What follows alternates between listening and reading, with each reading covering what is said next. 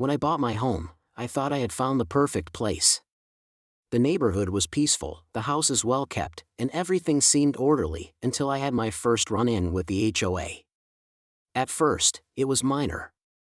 A warning letter here, a notice there, small things I assumed were standard for a homeowners association. But it didn't take long before I realized that the HOA in my neighborhood wasn't just strict, they were on a power trip. The first real issue began with my lawn. I had moved in during a particularly dry season, and the previous owners hadn't kept up with their landscaping. The grass was patchy, a little yellow in some spots, and there were a few weeds popping up here and there. Nothing terrible, certainly not an eyesore, but within a week of moving in, I received a violation notice. The HOA was fining me $100 for failure to maintain a uniform lawn appearance. I barely had time to unpack, and they were already coming after me. I assumed this was just a warning, something I could fix quickly. I hired a landscaper to fertilize and reseed the lawn, making sure it was watered regularly.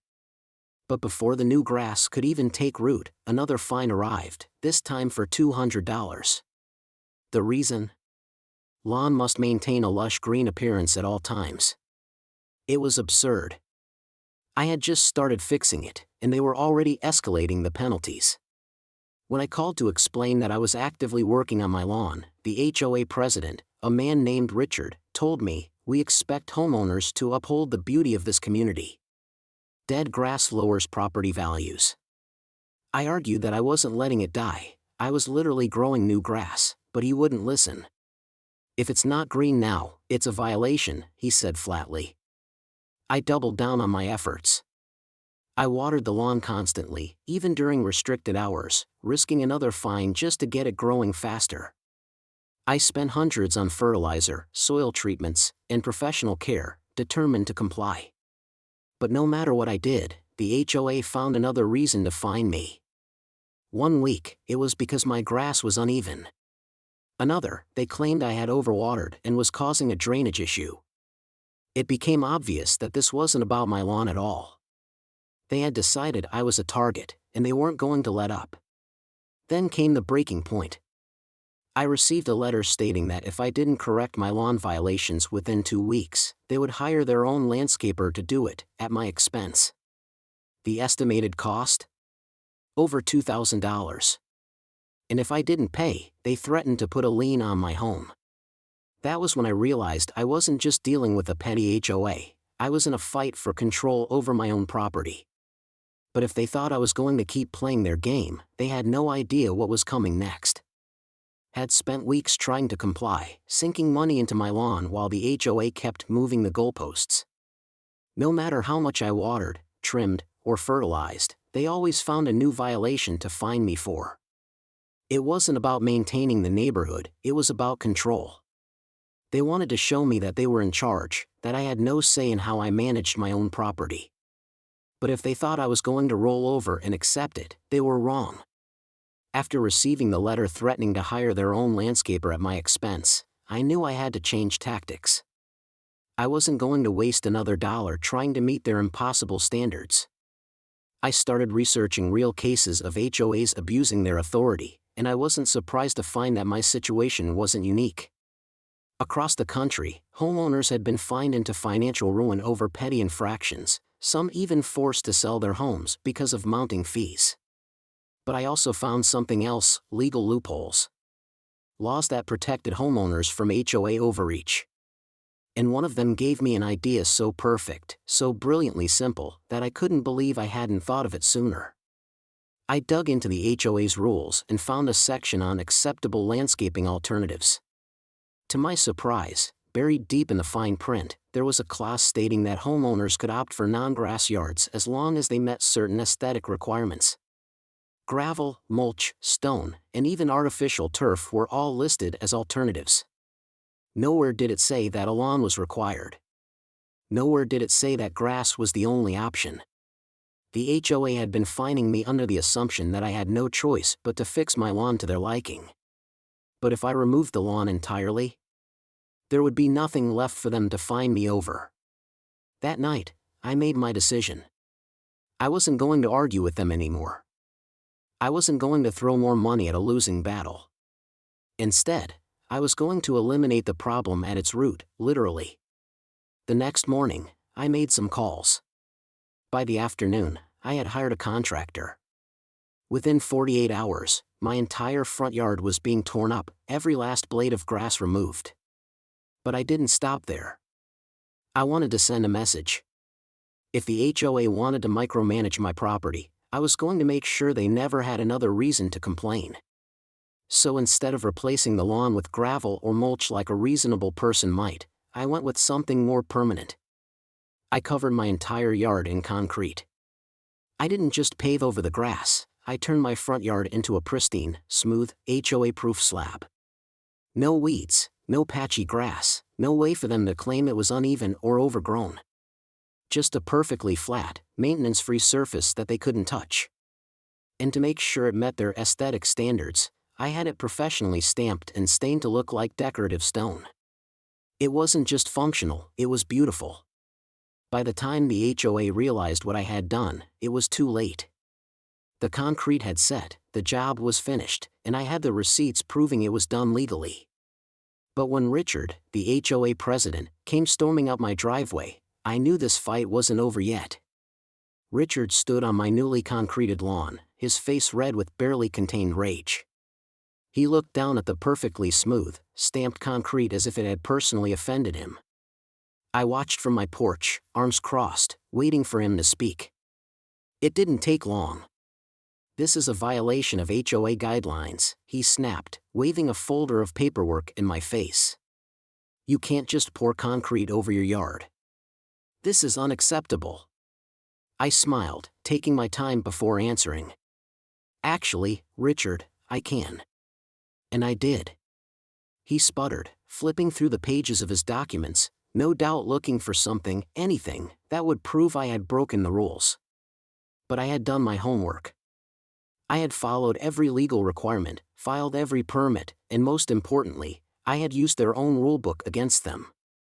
I read the HOA guidelines, I continued, watching as his hands tightened around the folder. "Nowhere does it say I have to have grass. Your rules explicitly allow alternative landscaping. Concrete falls under hardscaping, which is legally considered an alternative to a lawn. And since I had it professionally stamped and stained, it meets your aesthetic standard clause." He opened his mouth to argue, but I wasn't done. Furthermore, I went on, pulling out my own neatly printed copy of the HOA guidelines. "There's nothing in here stating I need prior approval for replacing my lawn with an alternative material. You only require approval for major structural changes, and since this is just landscaping, I was fully within my rights." Richard's face twitched, and I could see the wheels in his head turning. He wanted to fight it. He wanted to find a loophole that would let him fine me into submission. But there was nothing. I had followed every rule to the letter, just like they had demanded when they kept fining me for my lawn. "This completely disrupts the look of the neighborhood," he finally said, his voice shaking with frustration. "It's an eyesore."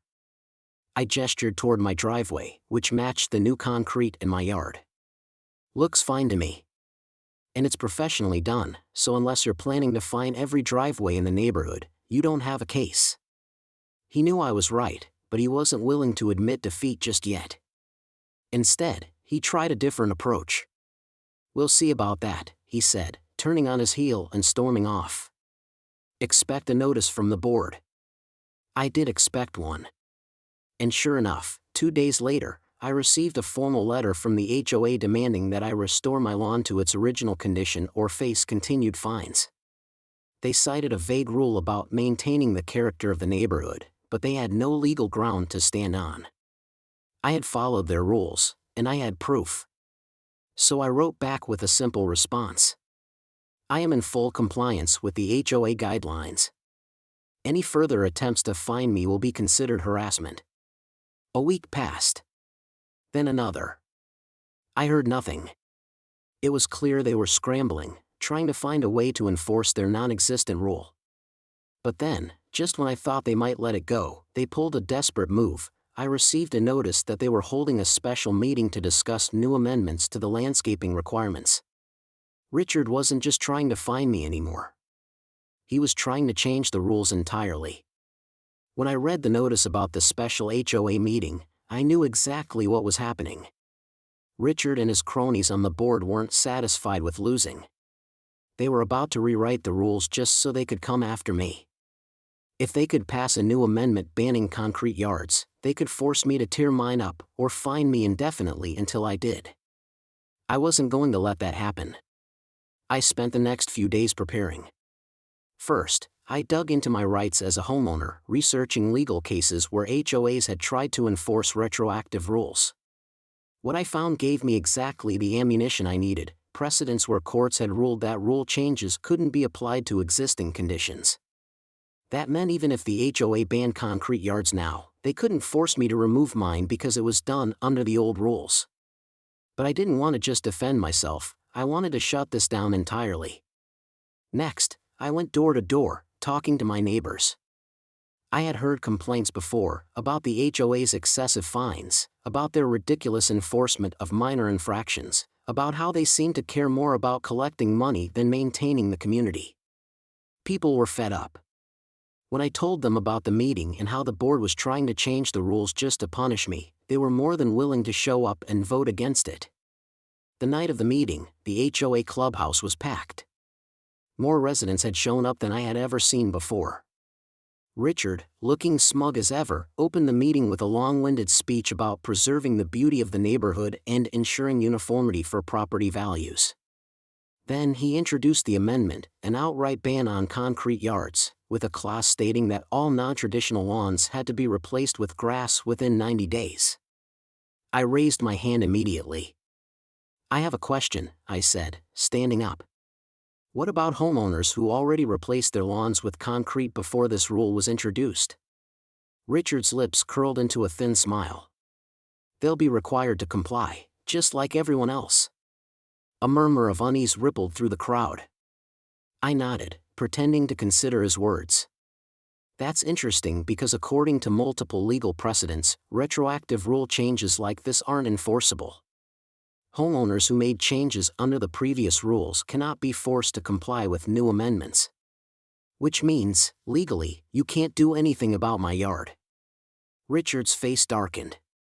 "Well, this isn't just about you," he said quickly. "This is about maintaining the integrity of the community.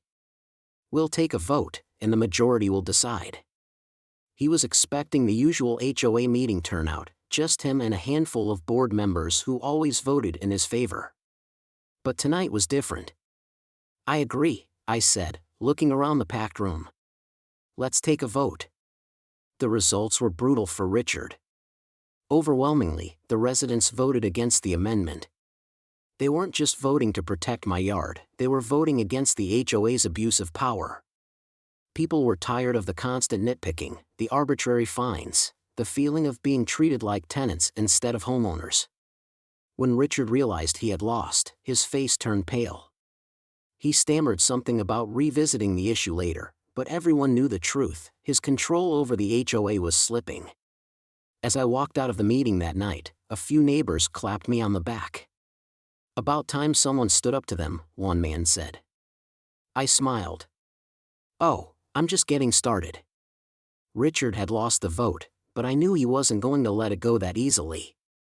He had ruled over this neighborhood like a petty dictator for years, and I had just publicly humiliated him in front of the entire community. I fully expected retaliation. What I didn't expect was just how desperate he would become. Within a week of the failed amendment, I received another letter from the HOA. This time, they claimed my concrete yard was a safety hazard due to potential water runoff issues. It was a flimsy excuse, and I knew it. They were grasping at straws, trying to find any possible reason to fine me or force me to undo my work. But they had underestimated me. I had anticipated this move, so before I even poured the concrete, I had consulted with a contractor to ensure the drainage met all local codes. My yard had a proper slope, runoff control, and was in full compliance with city regulations.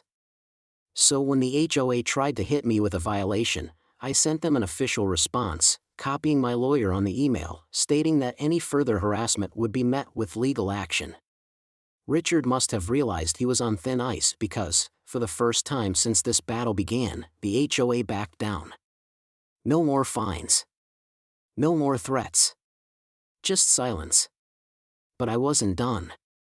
I had won my personal fight, but I wanted to make sure no one else ever had to go through this again. I started looking into the HOA's financial records. As a homeowner, I had the legal right to review the association's budget, and what I found was disturbing.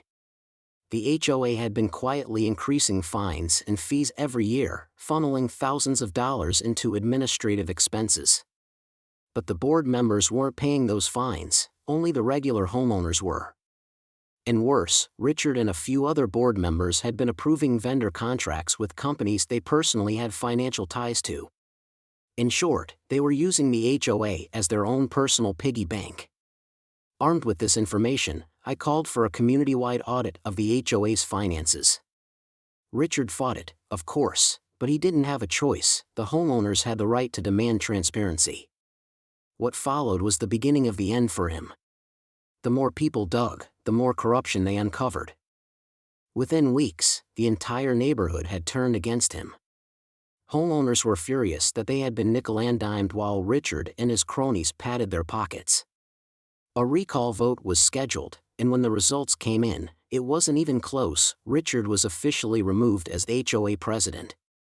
His loyalists on the board were also voted out, replaced by homeowners who actually cared about the community. And just like that, the iron grip of the HOA was broken. Under new leadership, the HOA immediately rewrote its policies to prevent the kind of abuse I had suffered.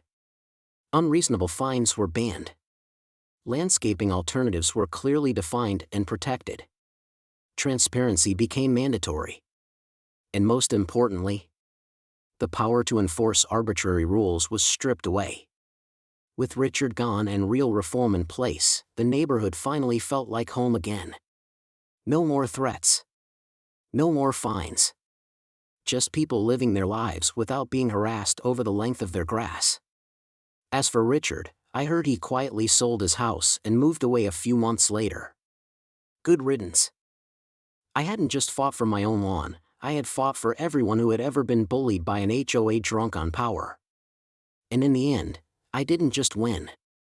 I changed the game forever.